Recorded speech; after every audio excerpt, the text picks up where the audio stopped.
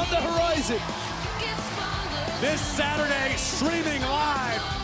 What up, y'all? This your boy Ace here, and welcome to Afternoon Select. So this is a special edition video, man. It is almost Crown Jewel. I'm making this on a Friday, y'all. I'm making this today, hopefully to put up later, before Crown Jewel, because we got some things to talk about. So, Damage Control has had a very, very interesting week. A lot of talk about this group and what's happening on Saturday. Got a huge match with Bayley and Bianca Belair for that Raw Women's title. And a lot of people are centered on them because they unexpectedly, one of the biggest shocks of the year, they lost the tag team titles to Alexa Bliss and Asuka. If there was another tag team that was built up, let's say if it was Toxic Attraction or somebody, let's just say as an example. If it was someone like that, or even no, let's just leave it Toxic Attraction. Let's say if it was someone like that. Maybe people wouldn't have been too surprised because you see the title maybe changing hands, but you got to remember Damage Control just got the titles 2 months ago. And then at the same time, we hadn't really seen Alexa Bliss and Asuka too much lately because they've been sent to the gulags by Damage Control and have looked totally irrelevant. Alexa Bliss even looked like she was turning heel and all that other stuff. So I made a video on this, the last couple of videos from Raw, when I talked about the tag team title changing hands. Then I made a big video, my last video of the week, where I talked about Damage Control and Nikki Cross. Now, I've heard some interesting rumors. Now, you got to remember, rumors are something that more than likely not going to happen. It's probably like a 20 to 30% chance that any rumor happens. So let's just say, at this point, just expect that Damage Control stays the way it is. Iyo Sky, Bayley, Dakota Kai, right? There was an interesting situation that a few people brought up. And I thought that this was very interesting. For whatever reason, and I think I mentioned this on my video, when they lost the tag team titles, that they're setting something up, bro. Because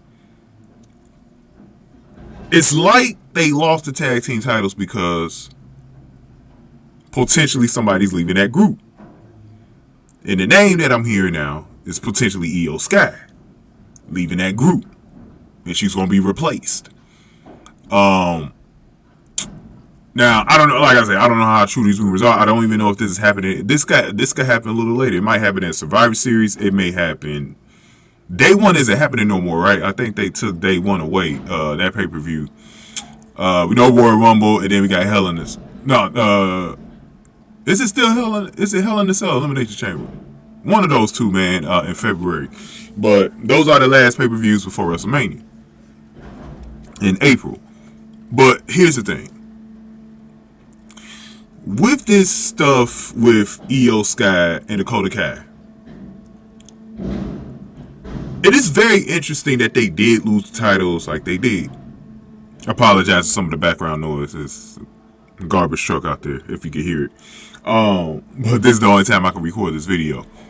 But the purpose of this, man, is very, very interesting. Okay?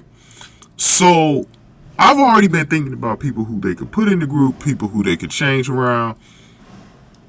And I even made a video almost a month ago talking about Cora Jade. Cora Jade being in the group, right? So, and the reason why I chose Cora Jade is because the one thing that Damage Control is missing right now, and one of the reasons why it feels unsuccessful right now, they don't have any young members in the group. They don't have any young members. Everybody in this group, in real life, is 30-something years old. You know what I'm saying? I think Dakota Kai is older than Bayley by a year or two, right? Like, she's older than Bayley. I forgot to check Iyo Sky's age, but I know Iyo Sky is like around their age. But they're all in their 30s, right? Nobody's young in this group. Nobody's up and coming. Let's take a look at Toxic Attraction, right? Very successful stable, very successful faction, whatever you want to call it. They've been very successful. If they break up today, it'd be one of the most successful WWE factions of all time. And they were never on the main roster. That's the crazy part. It was just an NXT heel group. They were never on the main roster. You want to know why that group worked, though? And they didn't even have a big name attached to it? First of all, they did a good job of bringing someone like Mandy Rose, who was humbled and got demoted to NXT. They kind of force-fed a story of Mandy Rose wanting to take over NXT, take over the women's division, and become the leader and the champ, right?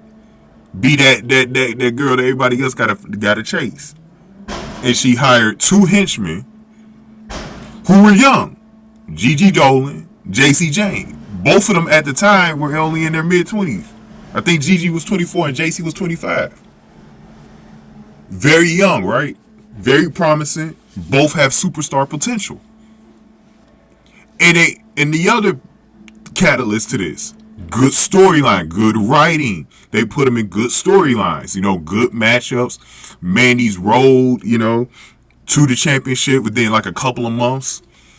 And then they win the tag team titles. They got the titles on the main titles on NXT. And they had great stories with the beast they had on NXT. They defeated every girl in sight, jumped every girl in sight. They had good stuff going on. They wrote the stories well. It kept you engaged the entire time. And they had this situation where Mandy Rose was starting to change her career around and being taken seriously. Like everybody's like, damn, she a badass. Like, she that bitch. Like, she that shit, right? And then you got Gigi Dolan, who a lot of people like. People knew her from the indie scene. You know what I'm saying? And people have taken a liking to her. She's a star. She's a superstar. Then JC Jane. And one of the things I liked about JC Jane, even she was the most unknown of the 3 coming in, but you figured out that, number one, she's got great charisma, very funny, can get on the mic, and then she can wrestle. Probably the best wrestler of the 3, as far as in-ring work. She got the whole package. She's like a young Shawn Michaels. That's who JC Jane reminds me of. So Gigi and JC are like these 2 emo rock chicks, emo rock chicks or whatever. Mandy's just like this typical Playboy bunny type deal, sex goddess type thing, man. She went back to the sex goddess gimmick, but it was taken more serious because it was a heel and it was a champion, right? Nothing but swagger. Similar to what you see with Britt Baker and Jay Cargill on Dynamite. On AEW. And that's another good example. Dr. Britt Baker. Look at Jamie Hayter now, for those of y'all that watch AEW. Jamie Hayter is on the come up. She's getting cheers from the crowd. And Jamie Hayter is kind of young too. I think she's like 27. Even though she's kind of been out there, but she's still young, right? And wrestling is, if you're in your 20s, you're pretty young. Because we know wrestlers going to their 40s and shit like that. But anyway, so you got Jamie Hayter. Potentially, she's going to be turning on Britt any minute now. Whenever they're ready to pull the trigger on that, she's going to be turning on Britt. Going to be a face and probably going to, get a real good shot at the title and win, right? Even though she does have a title shot at Full Gear against Toni Storm, but not sure if she's going to win. But they built that up well. Britt Baker's good work on the mic, being a heel and having her as her henchman, it's really worked. And it's made you care because of how good Britt Baker is, right? So they did that with Mandy Rose too, because Mandy Rose was so damn good on the mic too. You cared about Gigi and JC. Damage Control doesn't have that. Then you look at the best group that they formed, I believe, in like the last 10 to 15 years, Judgment Day. First Edge was in there. Then they put Finn Balor in there. It didn't really work when they first put Finn Balor in there for like 2 months. But then when they went right, they put Dom in there. He's another youngster, right? Rhea's a youngster, but the thing that they didn't have at the time, they didn't have an it factor, right? They didn't have like a storyline outside of just getting revenge on Edge, for leaving. Or no, not for leaving, because they just jumped him. kicked them out of the group. But then when you have Edge and Ray, right? I mean, Ray and Dominic turning his back on his father, that got hella heat. Then you see the situation with Edge where Rhea went after Beth Phoenix at Extreme Rules and got heat for that. You know what I'm saying? Now she also has something where she's been hitting dudes and no repercussions for someone hitting her back. One of the dudes hitting her back. It's made her even more villainized than even before. It's just working. It's just clicking all the way through, right? It's clicking. Finn Balor's doing a good job. I feel like Damian Priest is coming on with it, with his opportunities. It's clicking, right? It's clicking. And they're not even really at their peak because they're still, all of them are really still trying to get there, get polished. I mean, Finn Balor probably has the most experience with it, but all of them are trying to get really polished to where this is super great. You know what I'm saying? I think they're going to have another change too, but they're good the way they are for right now. But Damage Control doesn't have any of that. They don't have none of that, bro. I like Bayley. And I think Bayley's been a better heel than she's been a face to me. Like, I think that she's been very interesting as a heel. But sometimes you wonder if she needed a group, though. Like, if she was just a better as a solo heel than a group heel. Now, it's getting tough in the WWE to actually be solo now because we see it with Bianca Belair not being able to handle things. Liv Morgan. Even on SmackDown, the women don't have to really deal with factions like they do on Raw. But when Toxic Attraction comes up, it's going to be even more of a problem.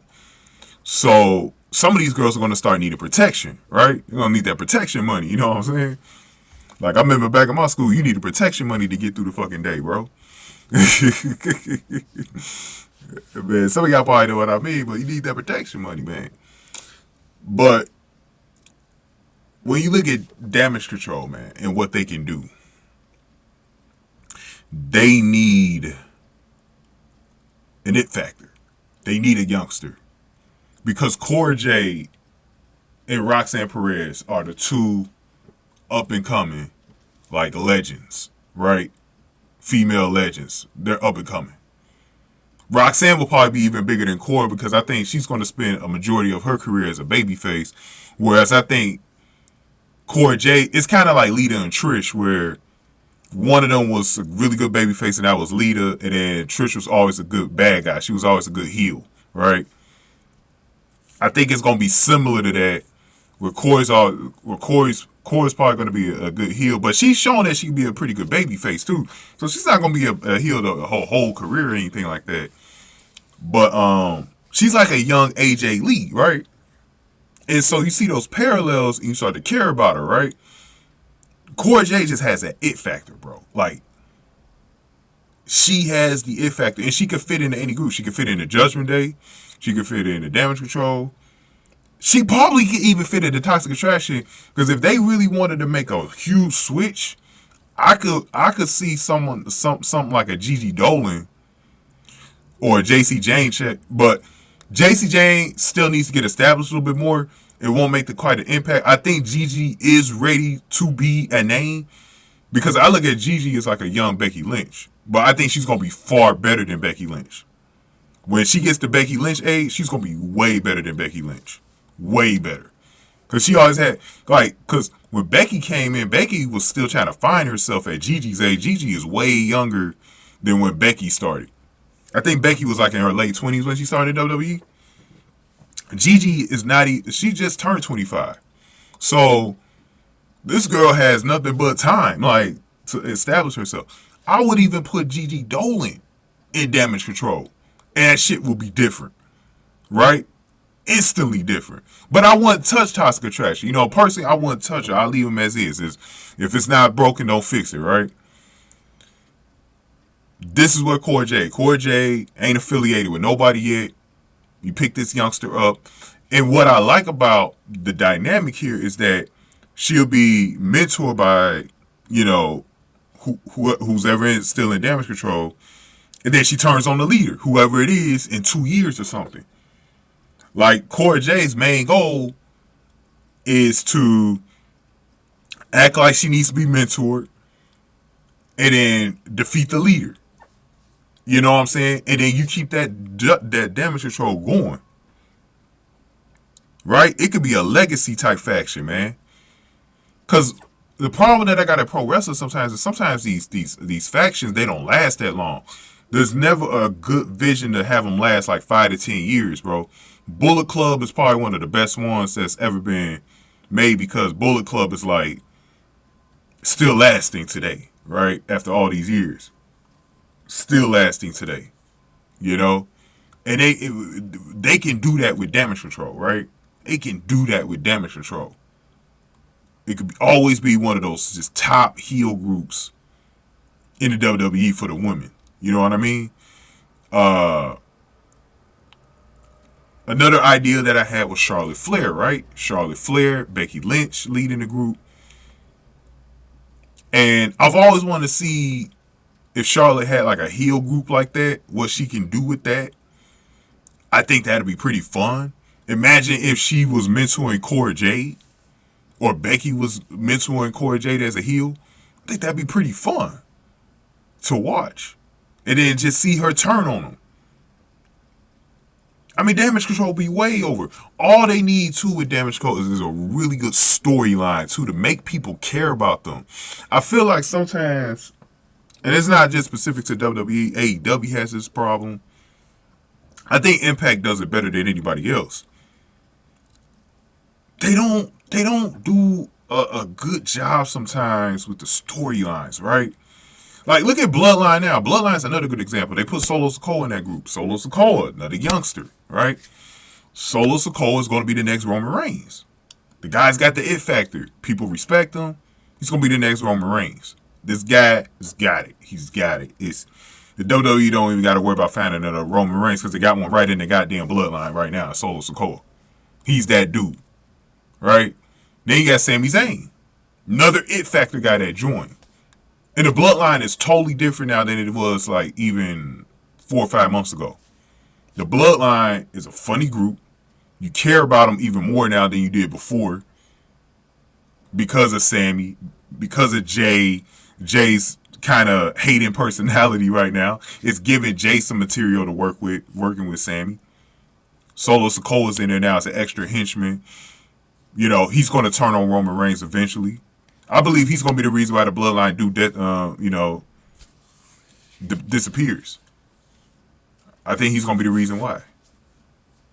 And you have all of this, man. Damage Control needs the same fucking thing, bro. They need a good storyline, a good hook storyline. Diamond Ray. Something that really makes the audience going to care about this group, right?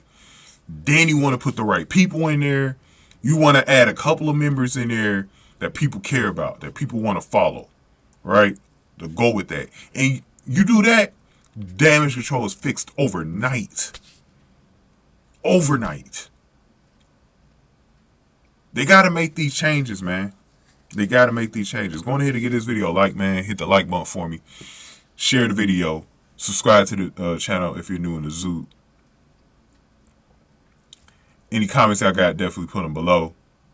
And if you want to donate to the channel, hit the super thanks button below, or hit on my Cash App. It's on the screen right now. $ Sack Exchange is where you can send donations. Shout out to 2 donators. I got my boy Secret Cure, who donated $70 back in the summertime on one of my track and field videos. And now he's donated $80 just this morning, guys. $80 to the Cash App. Rob Smith donated $5. I appreciate you, Secret Cure, for doing that. Thank you, buddy. Anybody who donates on the channel will get mentioned. And if you're in the top 3 of donators, you will get something special from me hopefully next year. Maybe a prize, maybe a cash. Get a little money in your pocket. You never know. I might send some money through the Cash App to you. You know what I'm saying?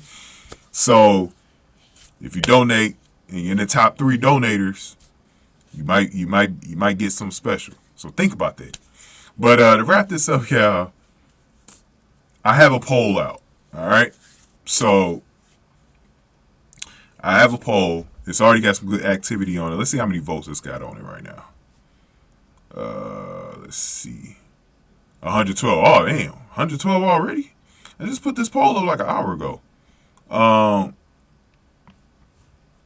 So y'all can see the poll here. It basically says, WWE fans, who will you add into Damage Control right now to either lead them or lead them into the future? Damage Control needs a blockbuster addition to the group like Judgment Day had with Dom. And overwhelmingly, as of right now, 59% of you have chose Cora Jade. That's interesting. That is interesting. Charlotte Flair's got 17%. Becky Lynch got 13%. Liv Morgan's got 11%. Charlotte Flair is interesting, though, man, to lead Damage Control. Like, that's an interesting, especially if she was going over to Raw. That's an interesting addition. Interesting return, too, to come when she comes back to be the new leader of Damage Control. Now, they got to figure something out with Bayley, because will Bayley not be the leader no more? Like, they got to figure that out. But I think either way, you need to be adding in Cora Jade. Like, I don't care what it is, who you choose, Cora Jade needs to join that fucking group. Now, I don't know if they waited till the draft to do it, because maybe Cora Jade got to get drafted since she's still actively on NXT right now. They could do like a Solo Sikoa type thing. I don't know. It's going to be interesting to see what they do. But we know this. We're all in agreement on something. They need a change. Damage Control needs a change. They need a reboot of the group. You know, all three girls need to be in a better spot. You know, they all get along in real life. You know, and I think that's the sad thing about it, is that it definitely looked like on Monday, like it looked like that was the end of the Damage Control as we know it, as the group was. That looked like the end. It looked like Dakota and Iyo was about to cry about this. They even had Bayley have a pep talk with them, and they still lost. Something's going on. Something's going on, guys. Thank you guys for watching this one. I'll see y'all at Crown Jewel after News to Light.